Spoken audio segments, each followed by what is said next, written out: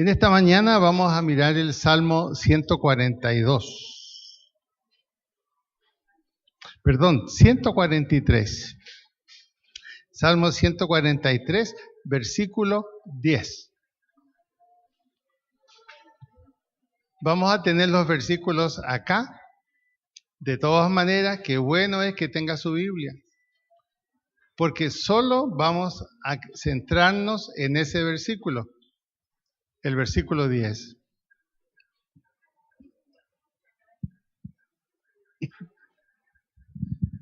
¿Estamos listos? Muy bien. Vamos a leer en voz alta todos este versículo. A la 1, a las 2 y 3. Enséñame a hacer tu voluntad, porque tú eres mi Dios. Tu buen espíritu me guíe a tierra de rectitud. Es increíble todo lo que encierra ese versículo. El salmo es de David. Y veamos por qué él está haciendo esa petición. ¿Cuál es la razón de esa petición? Veamos el versículo que sigue.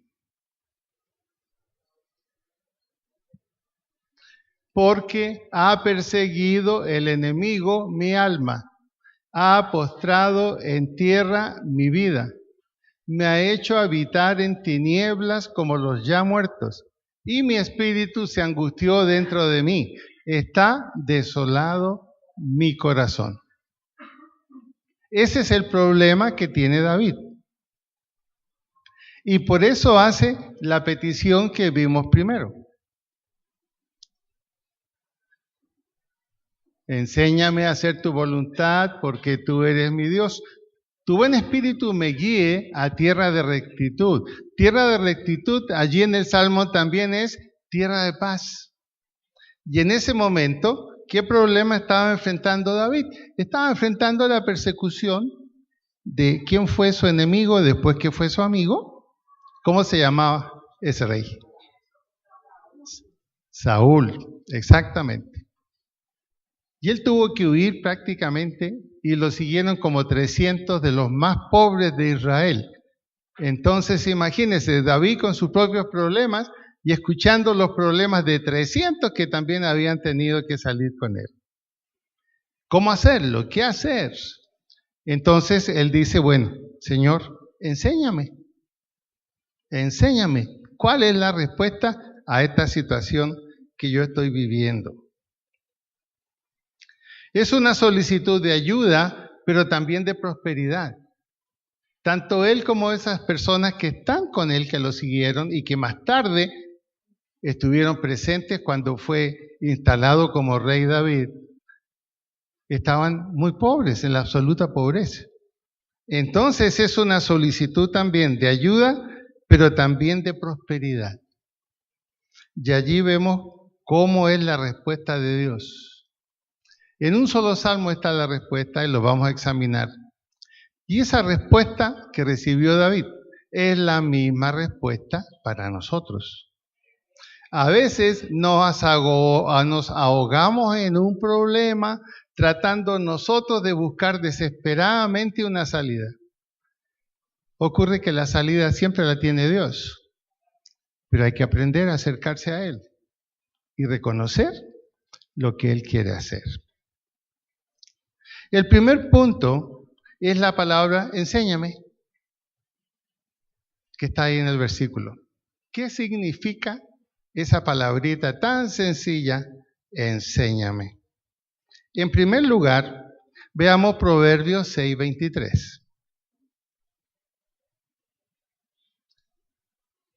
Dice, porque el mandamiento es lámpara y la enseñanza es luz y camino de vida, las reprensiones que te instruyen. Ahora, cuando David está diciendo allí, enséñame, no solamente está esperando una respuesta que le ilumine cuál es el problema y cuál es la salida. Pero también en la enseñanza viene reprensión.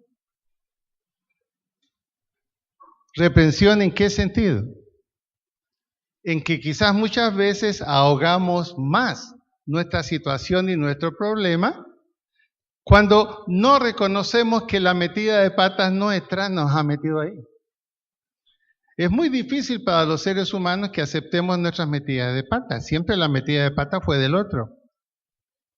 Pero cuando la verdadera enseñanza, la verdadera iluminación viene de Dios, también está acompañada de reprensión. ¿Qué se necesita ahora? También para recibir la enseñanza. Se necesita humildad. Cuando David dice, enséñame, está colocándose bajo la autoridad de alguien. Está reconociendo, yo no tengo la respuesta, yo no tengo la salida. Y la Biblia dice que los humildes, ¿qué va a pasar con ellos? Serán ensalzados. Es una palabra que significa saldrán de su problema, porque Dios les sacará del problema. Por lo tanto, entonces esa palabrita enséñame es un llamado a la humildad, un llamado a buscar la enseñanza de Dios, que ilumine qué hay que hacer respecto de ese problema y aceptar también la reprensión que en la enseñanza de Dios también viene. Como le dijo a la mujer, mira, vete, no hay problema, pero ¿cuál fue la reprensión? No lo vuelvas a hacer, no lo vuelvas a hacer, no peques más. En segundo lugar, a veces nosotros estamos completamente ignorantes de cuál es la salida que Dios quiere dar, o qué es lo que Dios quiere hacer, o qué es lo que Dios quiere decirnos como instrucción. Tenemos que saber, buscar esa respuesta. ¿Cuál es el plan de Dios? Un buen ejemplo lo encontramos en Daniel 2, 26 y 28. Daniel aquí está como un asistente del rey. Y el rey ha tenido unos sueños raros que no ha logrado entender. Ninguno de sus magos logró explicarle los sueños que el rey había tenido. Entonces llamó a Daniel, porque los hebreos tenían fama de saber descubrir las cosas. Y ocurre que Daniel no tenía una respuesta. ¿Y qué hace Daniel? Daniel ora. Respondió el rey y dijo a Daniel, al cual llamaban Belsasar, ¿podrás tú hacerme conocer el sueño que vi y su interpretación? Daniel respondió delante del rey diciendo, el misterio que el rey demanda, ni sabios, ni astrólogos, ni magos, ni adivinos lo pueden revelar al rey. Y en esa respuesta se está incluyendo él. Ni yo tampoco. Ni yo tampoco en este momento tengo una respuesta. ¿Qué es lo que Dios quiere hacer en este problema? ¿Y qué hace Daniel? Le dice, pero hay un Dios en los cielos, el cual revela los misterios. Y él ha hecho saber al rey Nabucodonosor lo que ha de acontecer en los postreros días. Y ahí Daniel ya, con la respuesta que Dios le da a la oración que a Daniel ha hecho. Daniel ha orado igual que David. Señor, muéstrame cuál es esta situación, enséñame para que yo pueda decírsela al rey. Y ahí está la respuesta. He aquí tu sueño y las visiones que has tenido en tu cama. Y comienza a explicarle todo, en todo el libro de Daniel. A veces necesitamos nosotros exactamente eso. A veces ignoramos el plan de Dios en alguna situación. No sabemos hacia dónde va Dios con lo que está permitiendo que suceda. Daniel podía haber aventurado una respuesta basada en su experiencia. Él había visto ya muchos sueños y muchas revelaciones. Pero dijo, no, Señor, tú me vas a enseñar, tú me vas a mostrar qué es lo que hay que decir y cuál es la respuesta. A veces en nuestras situaciones, una respuesta que venga de la experiencia no necesariamente es la respuesta adecuada. Pero cuando confiamos y nos acercamos a Dios en humildad, pidiendo que Él sea dándonos la respuesta a una situación, ahí es donde entonces podemos tener la solución. Obviamente, cuando pedimos ser enseñados es porque hay algo que nos falta. Veamos qué es lo que nos falta. Santiago 1:5. Leamos esto en voz alta, que es muy importante, se va a repetir varias veces aquí en este salmo. Y si alguno de vosotros tiene falta de sabiduría, pídala a Dios, el cual da a todos abundantemente y sin reproche, y le será dada. La sabiduría viene de Dios. Él la da a conocer a través de su palabra, cuando nosotros humildemente decimos, Señor, enséñame, enséñame. Ahí estoy reconociendo que no me las sé todas. Enséñame, quiero saber cuál es el plan que tú tienes a través de esta situación que yo estoy pasando. Y en tiempos en que nos sentimos confundidos y necesitamos sabiduría, que es el conocimiento de Dios, la respuesta es esa. Dios dice, pídala, pero agache la cabecita, pídala humildemente y esté dispuesto a hacer lo que yo le diga. Enseña. La segunda palabra que encontramos en este versículo es enséñame a hacer. Enséñame a hacer. Veamos Tito 2:7. Presentándote tú en todo como ejemplo de buenas obras, en la enseñanza, mostrando integridad y seriedad. Ahora, aquí hay dos cosas que vale la pena mirar. Enseñanza y buenas obras. ¿Qué significa eso? No basta con oír. No basta con entender lo que Dios nos está diciendo que hay que hacer. Tenemos que ir a la acción. Tenemos que hacer las cosas. No basta oír y entender. Tenemos que hacer. Es interesante que el domingo pasado, por ejemplo, en el sermón que recibimos el domingo pasado, había una cantidad de información tan buena. ¿A qué movía esa información? ¿Solo a oír? Pero es muy fácil quedarnos oyendo. No, y decimos, gracias Señor, ya sé, ya te oí. No, hay que hacer, hay que ir a la acción, hay que ir a la práctica. Por eso aquí está diciendo, preséntate tú en todo como ejemplo de buenas obras. ¿Por qué? Si has sido enseñado, tiene que mostrar integridad y seriedad y hacer las cosas. Muchas veces los problemas que nosotros tenemos es consecuencia que Dios nos dice cuál es el problema, nos dice lo que hay que hacer, nos garantiza su compañía, nos da seguridad, pero dice, bueno, ¿y? Eso le pasó a Moisés. Moisés sabía que él tenía autoridad para abrir el Mar Rojo, lo sabía. Ya había visto el poder de la vara que él tenía en su mano. Tenía toda la información. Tenía los ejemplos ya vividos. Y sin embargo, allí estaba frente al Mar Rojo parado, asustado, y por dentro diciéndole a Dios, por favor, haz algo, por favor, haz algo. Y Dios le habló muy fuerte, le dijo, ¿y por qué tú clamas a mí? ¿Qué haces clamando? Haz lo que tienes que hacer. Haz lo que yo ya te dije y ya te enseñé cómo.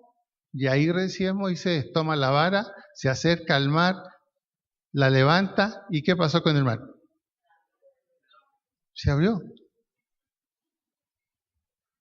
A veces a nosotros nos pasa eso. No basta oír y entender.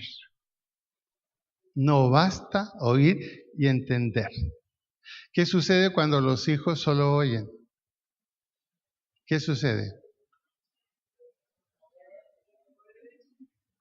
Inevitablemente vendrá después la frase, yo te lo dije, había que hacer esto, había que hacer esto.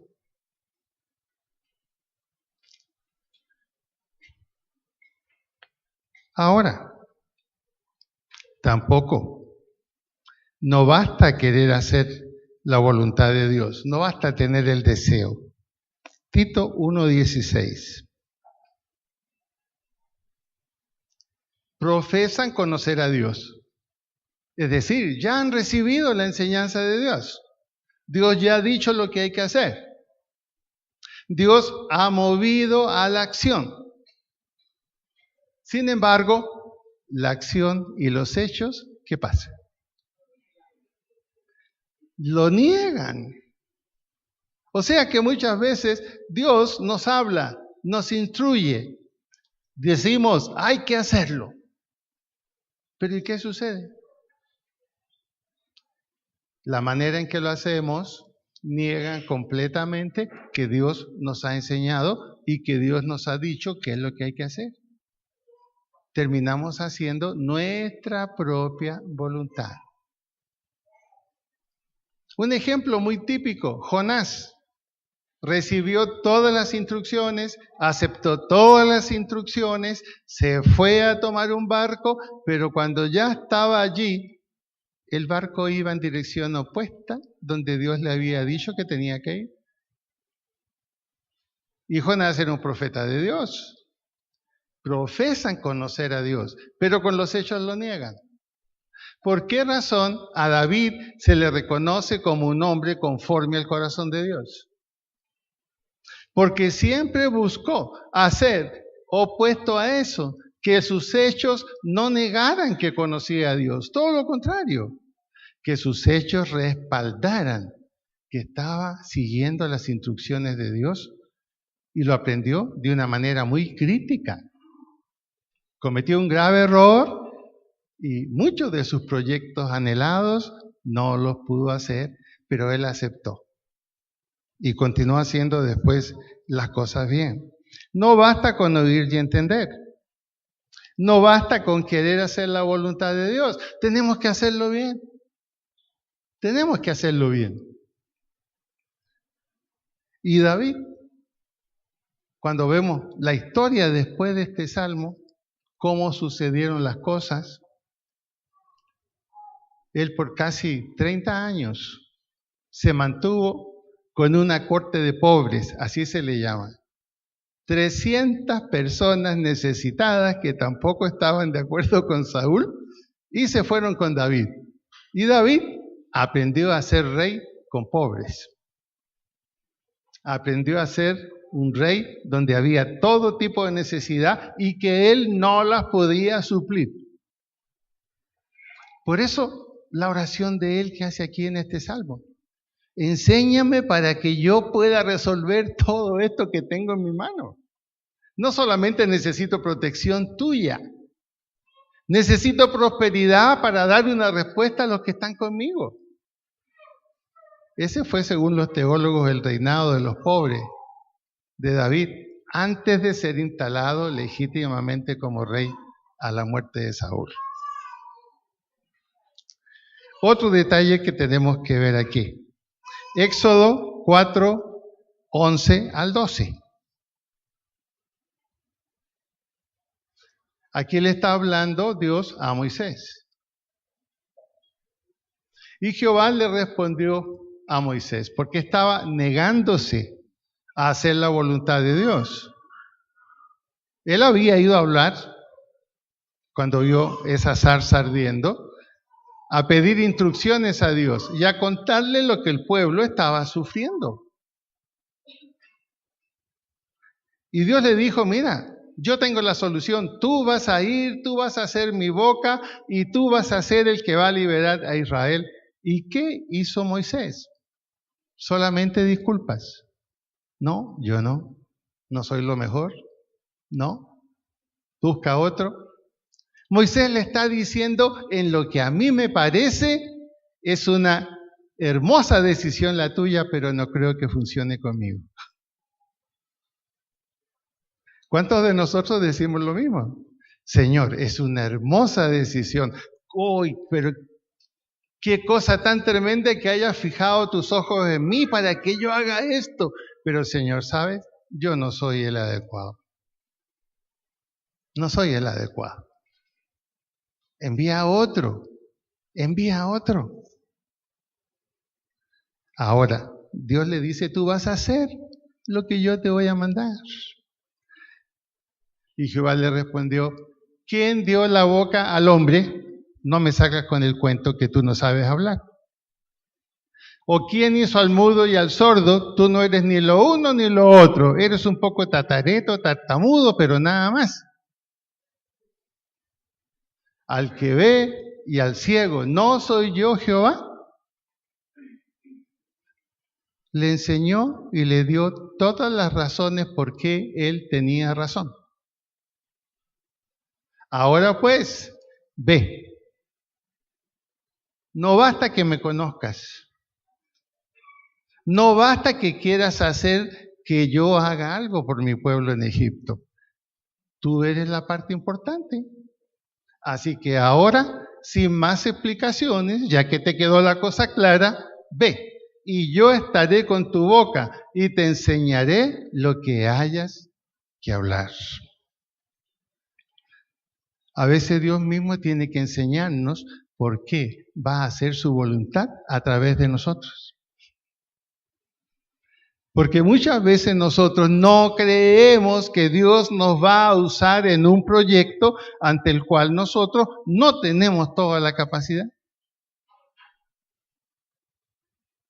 Y en esa enseñanza de Él nos habla y nos dice, mira, frente a todas tus excusas, ok, razonable, pero vas a ir porque yo voy a estar contigo y yo te voy a ayudar a hacer las cosas que hemos hablado. ¿No se ha sentido usted muchas veces así? La pregunta ahora es, ¿cuánto tiempo lleva sintiéndose así? La solución para Moisés fue en minutos.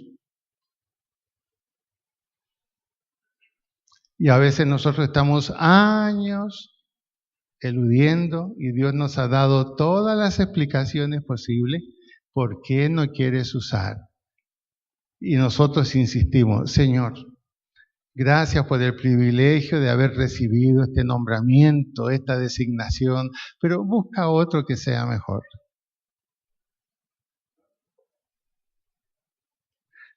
David, cuando ora en este salmo de esta manera, está diciendo, independientemente de cualquier situación, yo sé que tú me has escogido, pero necesito tu ayuda.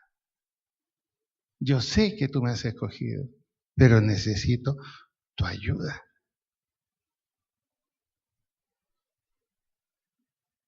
Entonces, fíjense bien, no basta oír y entender, no basta querer hacer la voluntad de Dios. Dios mismo debe enseñarnos el por qué su voluntad con nosotros para algo es perfecta, aunque nosotros no nos sintamos capaces.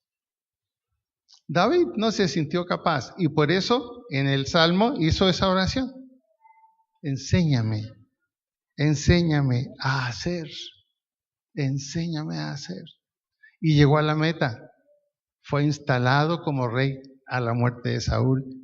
Y los mismos judíos lo reconocen como el mejor rey que Israel tuvo. Hay un lugar bastante bonito y grande dedicado a la tumba de David en Israel. Y ahí dice, el mejor rey que Israel ha tenido. Tercero, enséñame a hacer tu voluntad.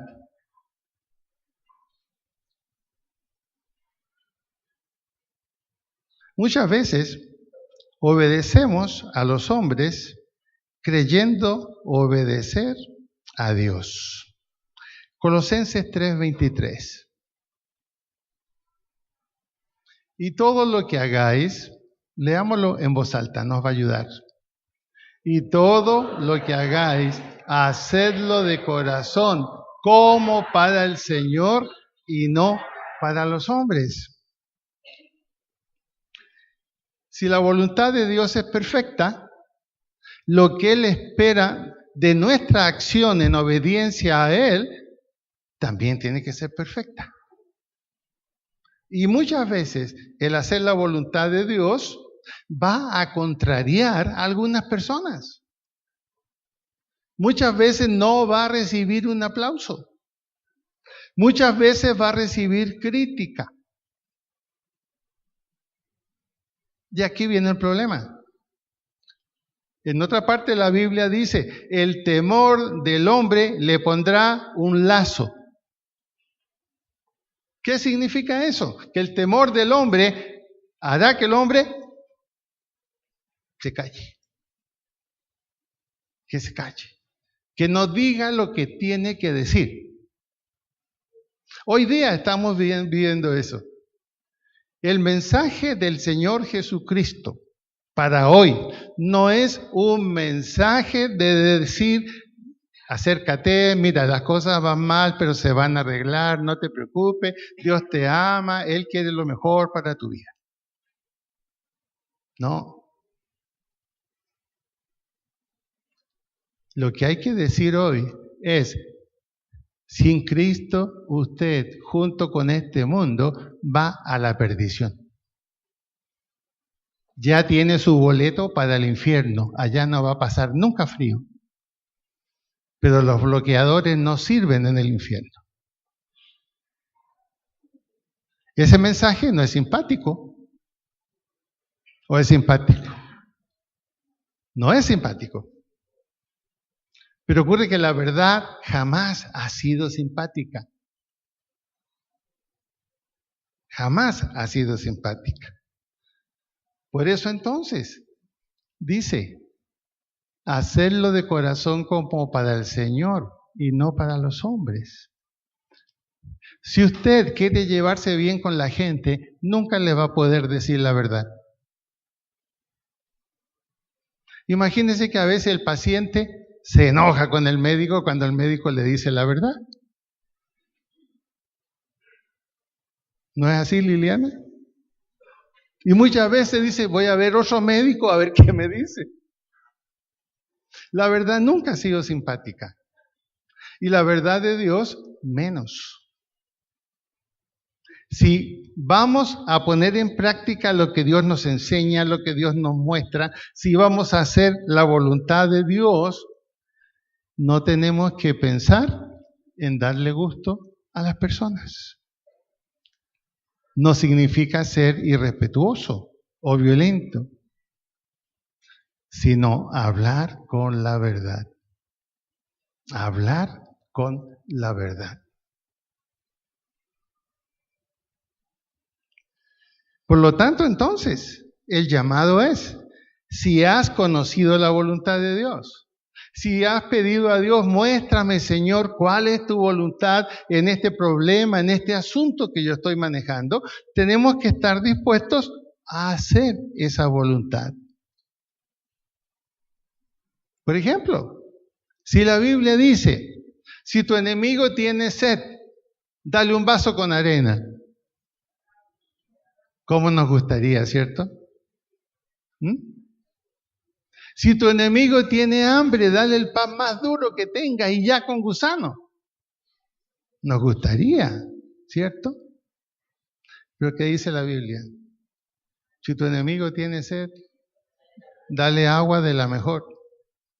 Y si tiene hambre, dale de comer de lo mejor. Eso no es fácil. Eso no es fácil. La voluntad de Dios puede ser muy fácil cuando dice orad sin cesar. Claro, oramos. Me encanta a mí la oración, pero hay un detalle. La oración te aísla. Está solo con Dios, hablando con Dios y todo es súper.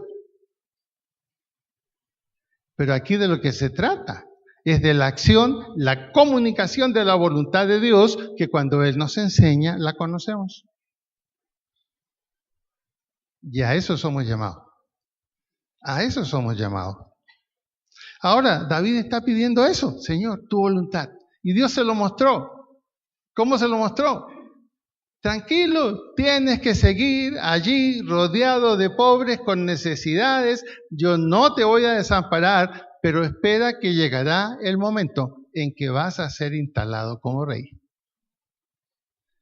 Y yo sé que, sin duda alguna, en esos años rodeado de pobres, ¿qué aprendió David? Aprendió a ser rey. Aprendió a ser rey.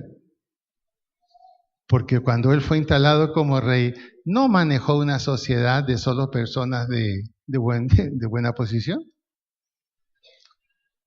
A él le tocó sacar a los pobres a una mejor vida. ¿Dónde se sensibilizó a eso?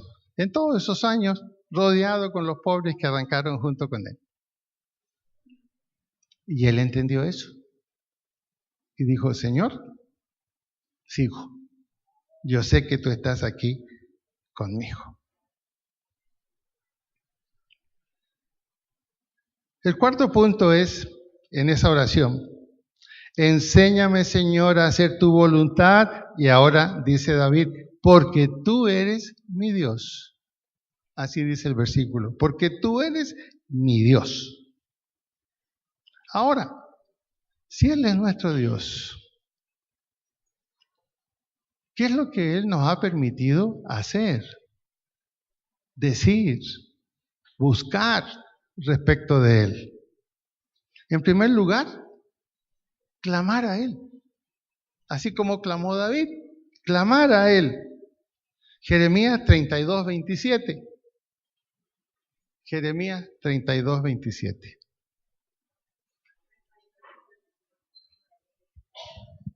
El 32:27.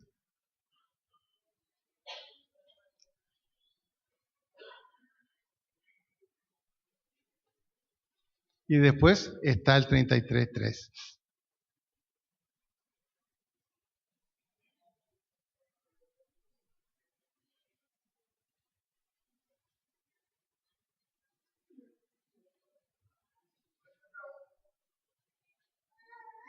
Bueno, se los digo de memoria.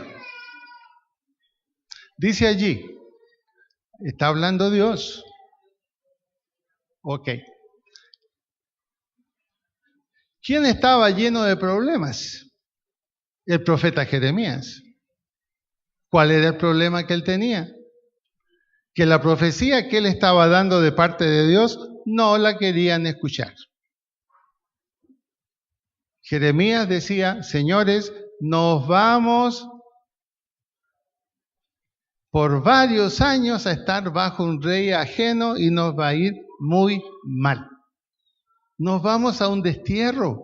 Vamos a tener que dejar todas nuestras cosas. Y el rey dijo, yo no quiero oír malas noticias. Necesito un profeta que me dé buenas noticias. Y lo metieron en un pozo. Y ahí Jeremías clamaba. ¿Cuál era su clamor? ¿Dónde necesito respaldo?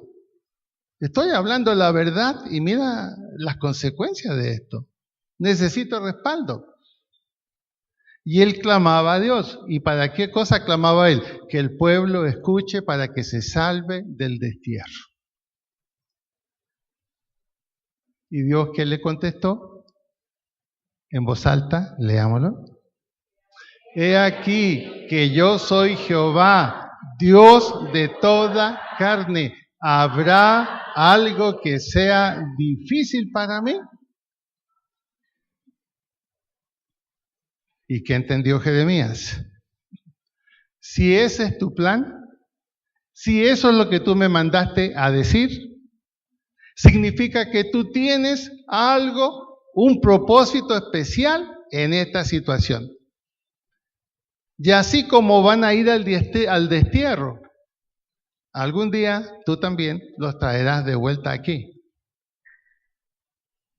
Y es interesante que cuando usted lee lo que sigue ahí en Jeremías 32, el profeta se fue al destierro junto con todo el pueblo para seguir hablándoles aún en el destierro. ¿Y sabe usted qué hizo Jeremías? Como prueba de su fe, que Dios iba a traer bendición a través de esa situación al pueblo de Israel, compró un lote antes de irse,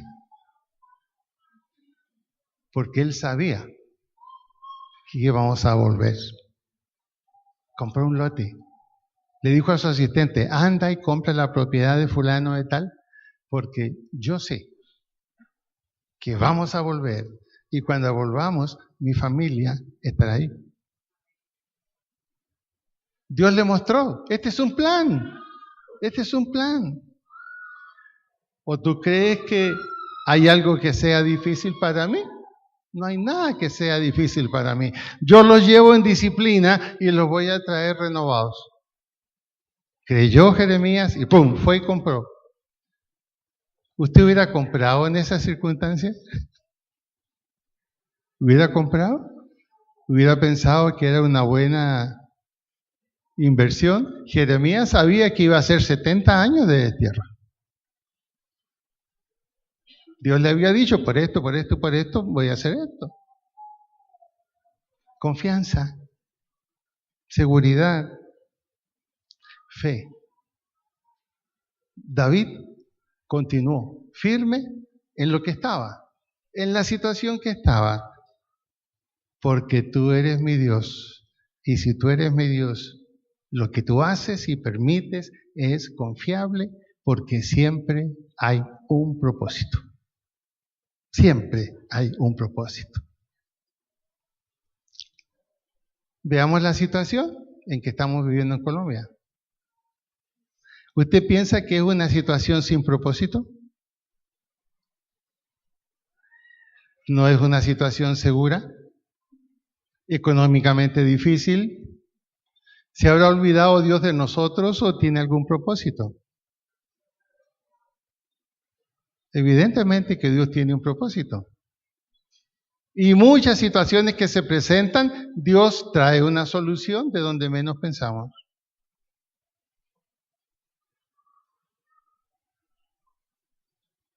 Yo he estado pensando mucho sobre por qué tantos años esto en Colombia. Son bastantes años.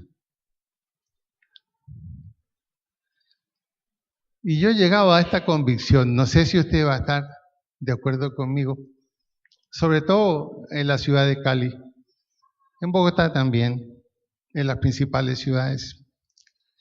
Dios nos está cambiando la visión que tenemos de la vida. Fíjense que en comparación con mi propio país, en Colombia hay una buena vida a pesar de todo. Compárese con otras naciones.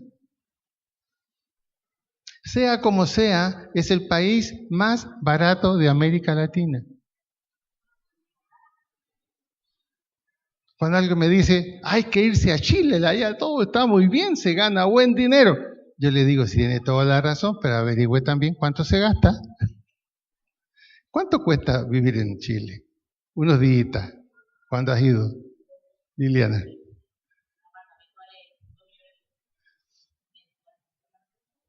Que aquí no le vale 2 millones de pesos un apartamento. Entonces, como que Dios quiere cambiarnos un poquito la visión que tenemos. Por un momento deja de ser buena vida para que agradezcas el lugar donde estás. Porque hay un pecado aquí en Colombia. No hay colombiano que no haya querido irse de este país desde hace 100 años atrás. El sueño, el paraíso, Estados Unidos, Europa, España. Y allá mismo, de allá afuera, dicen, pero si aquí está muy bien. Creo que Dios nos quiere cambiar esa visión. Y el día en que amemos 100% este país, Dios va a terminar de cambiarlo. Porque Dios si lo cambia es para nosotros, pero si no estamos aquí. Una idea personal. Por eso que yo no me he ido. ¿O usted cree que yo soy tonto? ¿Ah? No, pues. ¿Por qué cree que mi hijo se quedó aquí? Tampoco es tonto. Parece, pero no. Lo ven tranquilo, lo ven muy delicado, muy suave a Moisés, pero no, es muy inteligente. Sacó las cuentas y ¡pum! Este país está en camino a ser bendición. Pero depende mucho de nosotros y la actitud que tengamos. Ahora, muchas veces, y eso fue el caso de David, David dijo, instrúyeme, instrúyeme. Quiero que me instruyas, quiero saber cosas que no entiendo en este momento y que lo tenían mal a David. ¿Por qué siendo ungido como rey estoy rodeado de pobreza? ¿Por qué tuve que abandonar el lugar donde estaba yo bien? ¿Y por qué Saúl se volvió contra mí? Y se preguntaba todo eso. Jeremías 33:3. Ahí vino la respuesta. Clama a mí, yo te responderé. ¿Y qué te voy a enseñar? Fíjese bien lo que dice ahí. Cosas grandes y ocultas que tú no conoces. Señor, ¿por qué estoy sufriendo? Oh, cuidado, hay cosas grandes y ocultas que tú no conoces. ¿Por qué esta situación, Señor? Cuidado, hay cosas grandes y ocultas que tú no conoces. Clama a mí y yo te las voy a decir. Clama a mí y yo te voy a explicar.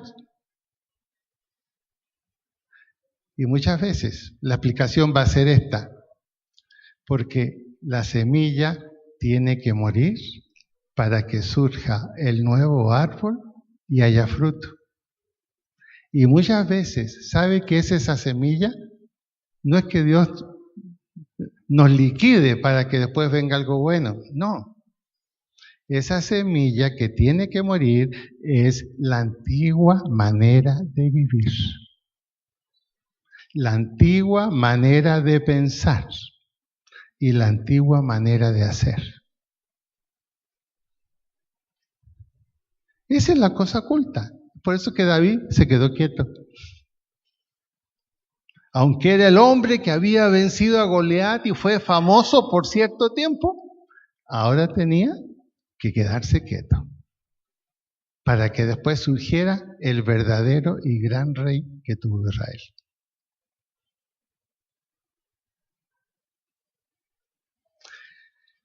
Otra vez insistimos, Santiago 1:5. Este es casi el versículo clave aquí también de esto.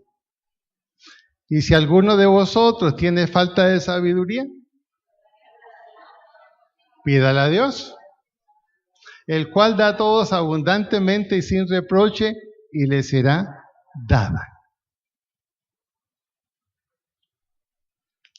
El primer consejo que necesitamos oír es el de Dios, antes de otras personas. ¿Y dónde está el consejo de Dios? En su palabra, en su palabra. Vamos al último punto. El versículo 10 decía lo siguiente: enséñame a hacer tu voluntad, porque tú eres mi Dios. Y termina, tu buen espíritu me guíe. Así termina esa oración. Tu buen espíritu me guíe a lugares de descanso, a lugares de seguridad, a vivir con tu respuesta en mi vida. No basta conocer la voluntad de Dios, no basta hacer la voluntad de Dios, no falta ser agradecido con Dios, no falta el pensar que Dios ha descubierto todo para que nosotros hagamos las cosas. Tenemos que dejarnos guiar. Y eso es lo que está pidiendo David. Tu buen espíritu me guíe, aunque ya sé lo que tengo que hacer, aunque ya sé lo que va a pasar, pero tu buen espíritu me guíe, que no actúe yo por mi cuenta. Hay muchas veces en que hemos tenido problemas en la vida y la solución apareció en nuestra mano de alguna manera y nos lanzamos a aplicarla. A veces es un error. Aquí David ya tiene la respuesta. Ya tiene la respuesta, pero dice, ok, ahora yo necesito algo. Que tu buen espíritu me guíe. No basta con conocer la voluntad de Dios y todo lo que tenemos que hacer. Vámonos a Juan 14, 16, 17. Jesús está hablando con sus discípulos. Piensen en toda la problemática que tuvieron que enfrentar los discípulos al quedar con una tarea inmensa y en un lugar con hostilidad hacia ellos. Y yo rogaré al Padre, y os dará otro consolador, para que esté con vosotros para siempre. La cosa fue fácil con Jesús presente y guiándolos. Sabían perfectamente lo que tenían que hacer. La dirección de Jesús era segura, pero ahora Jesús ya se iba a ir, no iba a estar con ellos. Bueno, ¿y quién nos va a guiar ahora? Otro consolador, para que esté con vosotros para siempre. El Espíritu de verdad, al cual el mundo no puede recibir, porque no lo conoce, no lo pide y no lo acepta y no cree en él. No le ve ni le conoce, pero vosotros le conocéis, porque mora con vosotros y estará en vosotros. Es decir, el Señor Jesús en el Espíritu Santo estará guiándonos hacia el camino que Él mismo nos dice que tenemos que tomar. Y cómo aplicar las soluciones que pone en nuestra mano. Ahora, la pregunta es, ¿cómo ser guiado por el Espíritu Santo?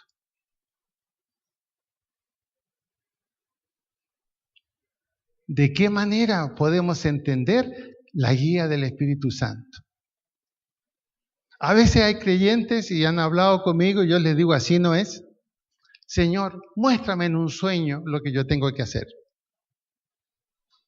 De pronto, si ese día comió mucho, yo no sé qué va a soñar y si lo va a tomar como guía del Espíritu Santo, no va a servir.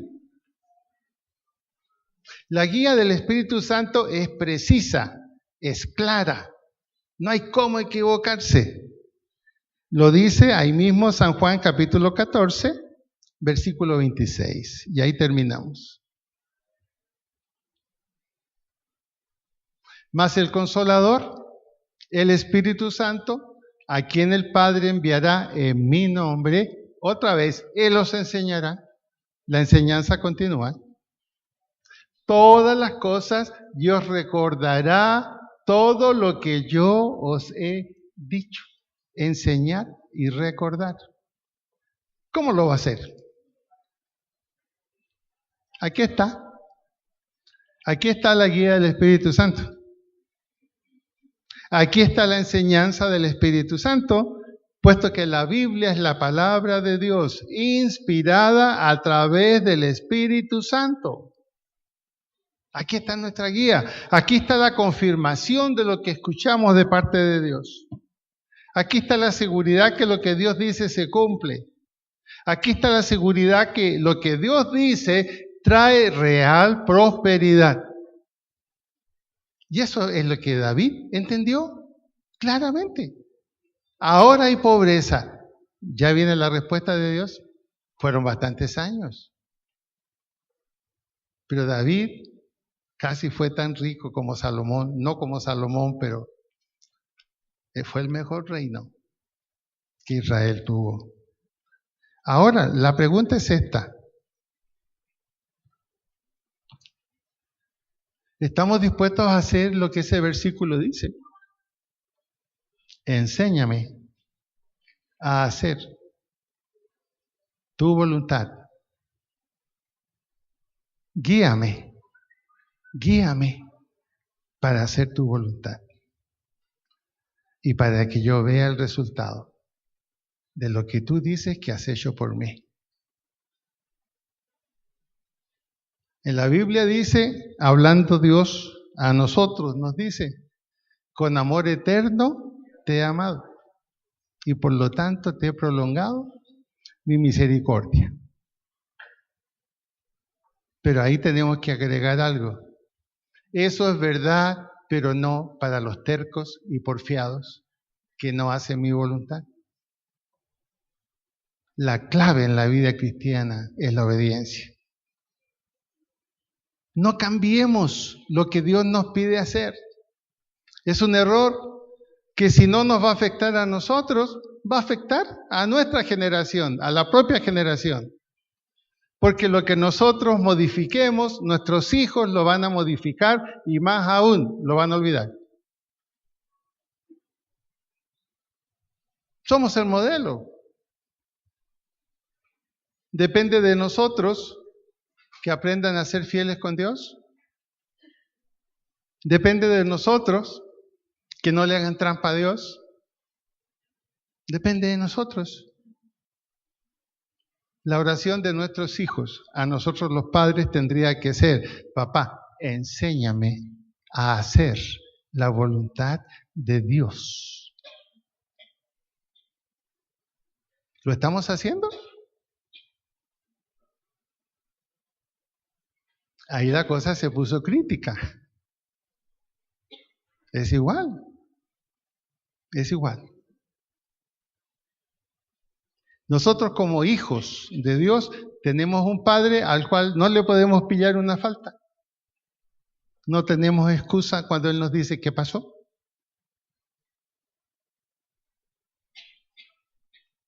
Esta oración de David es una oración que como padres tenemos que hacer. ¿Para beneficio de quién? De nosotros y de nuestros hijos. De nosotros y de nuestros hijos. Vamos a ponernos de pie, vamos a orar.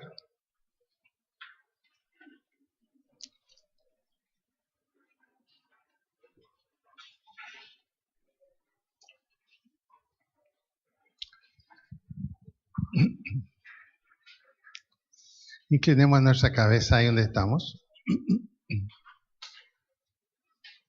Y pido que los hermanos que van a participar, por favor, para repartir la Santa Cena, que ya vengan aquí adelante.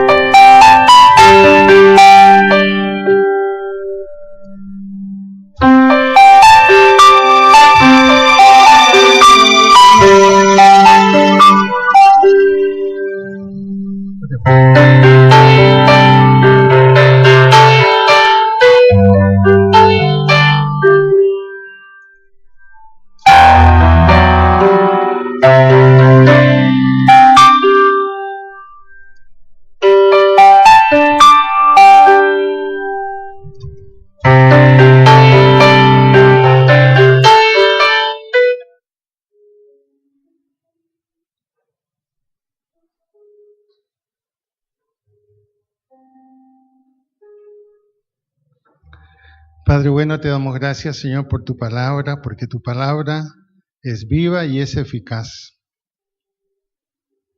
Gracias, Señor, porque David, un hombre ya ungido como rey, habiendo ganado prestigio en el pueblo de Israel a través de vencer a Goliat,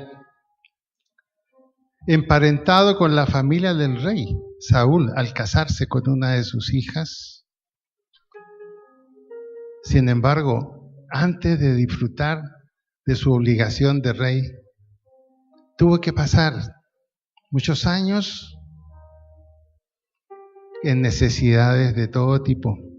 Quizás cuántas veces pensó, si esto era ser rey, mejor no lo hubiera querido. estaba mejor con mis ovejas. Pero él entendió que había un plan.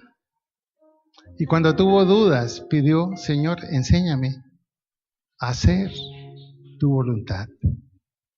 Guíame, Señor, a lugares de rectitud y de paz. Y tú lo pusiste, Señor, como rey en Israel. Señor, que nosotros también podamos tener esa confianza y esa seguridad que los planes que tú tienes para nosotros son perfectos, pero que tenemos que estar dispuestos en humildad a ser enseñados por ti a través de tu palabra. Gracias, Señor, porque tú nos hablas a través de personas cuando comparten tu palabra. Que nuestros oídos estén abiertos para oír y nuestras manos y nuestros pies listos a hacer y a caminar. Señor, gracias ahora por este primer domingo de mes, que podemos participar contigo de la cena que tú instituiste. Sé bendiciendo este pan y este vino, en el nombre de Jesús. Amén. Podemos sentarnos.